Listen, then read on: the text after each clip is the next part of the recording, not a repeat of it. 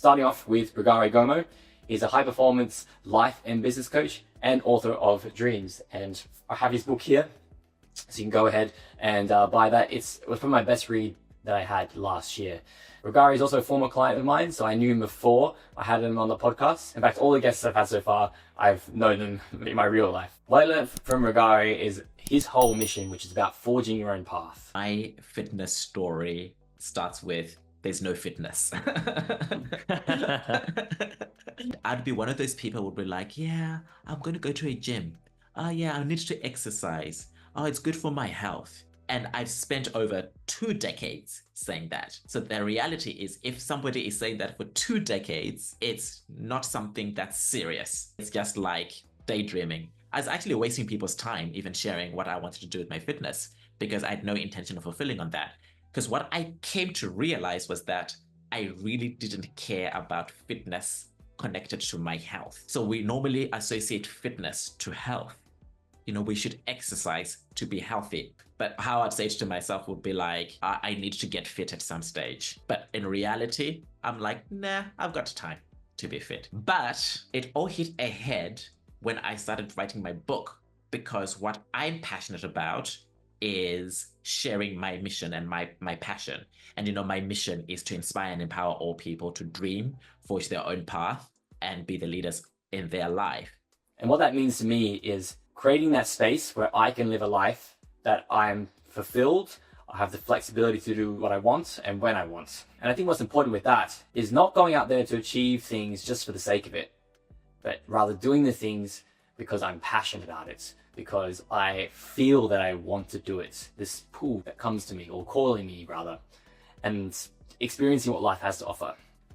My values may be completely different from yours, but for me, this is moving countries from Sydney to London. That was a huge move. I'm forging my path to make this experience work and travel as much as I can.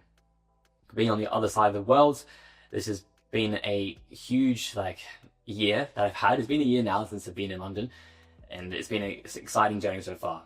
It's also about setting up the conditions and the environment that allow me to, I guess, just feel like that I'm doing something or finding value.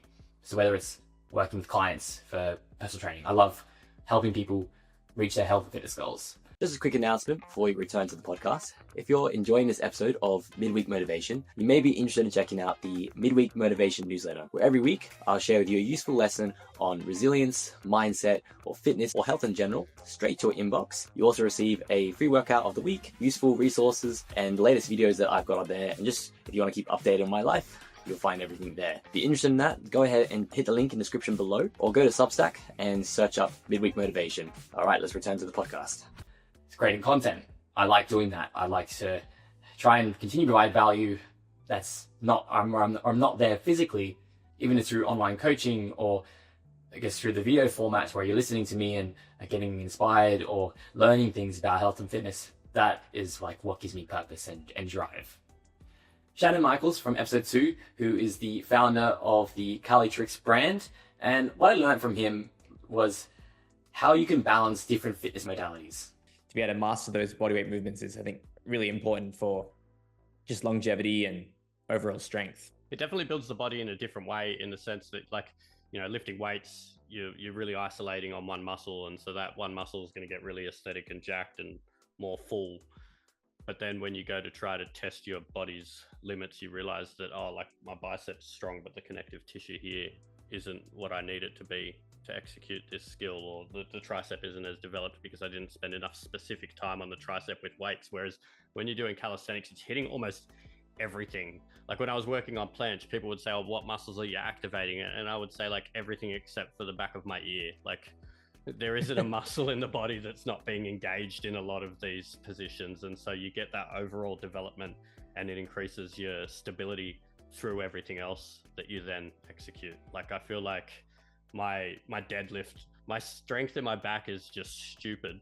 So my deadlift form isn't what it would be for a power lifter, or even like I think, is it Olympic weightlifting you do, or is it just called weightlifting? Yeah. So my technique probably wouldn't be as good, but like I can pull so much weight compared to what I should be able to, I think, because my back development is ridiculous from calisthenics. So yeah, it's a lot of that connective tissue is getting really heavily developed in a way that weights won't specifically do without probably like 3 hours at the gym every day instead of an hour at the gym sort of thing.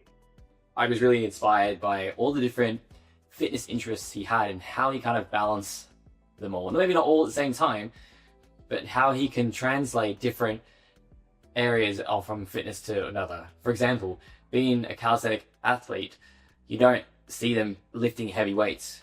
Yet, from his incredible back strength and resilience, from all his training, he's able to pull a 230 kilogram deadlift without that much training for it.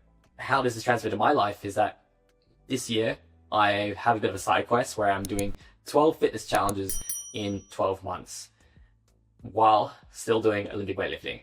And if you're hearing that, you're maybe like, oh, there's no way, maybe your strength's going to decrease, you're not going to progress, maybe you're not going to do as well in the fitness challenges. None of that. It's about putting myself out in my comfort zone. How do I balance running with weightlifting? How do I do a high intensity activity and still keeping my leg strength up?